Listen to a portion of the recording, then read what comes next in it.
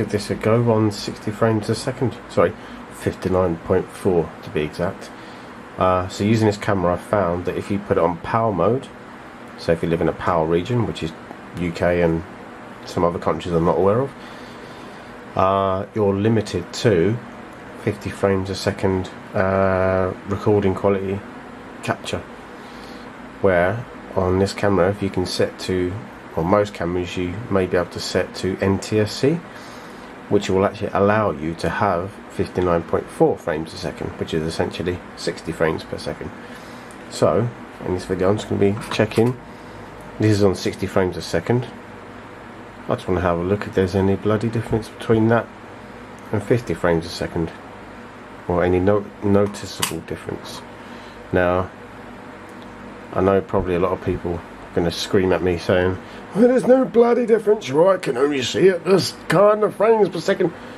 You know, but to be honest with you, I've watched a lot of content in 60 frames a second, and some that is not in 60 frames a second, like general 30 frames.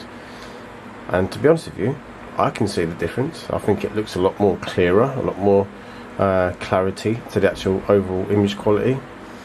So you know, I beg to differ on those that say you can't tell the difference because your eye can only see a certain frame per second, which I don't agree with, because you can tell the difference between 60 frames per second and 50.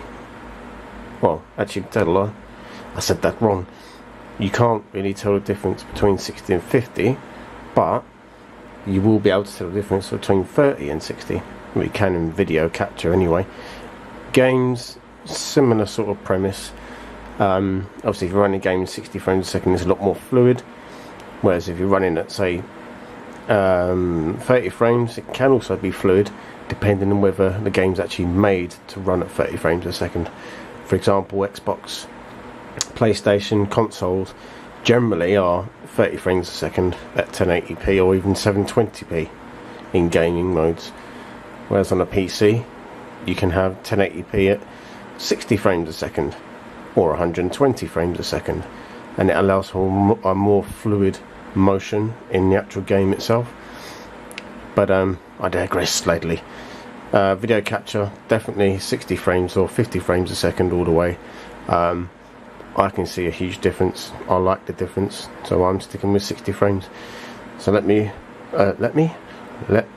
know on what you guys think down below somewhere under here, because I can tell the difference. Some people can't. I can. So yeah, let's see how this goes, shall we? Let me know in the comments below.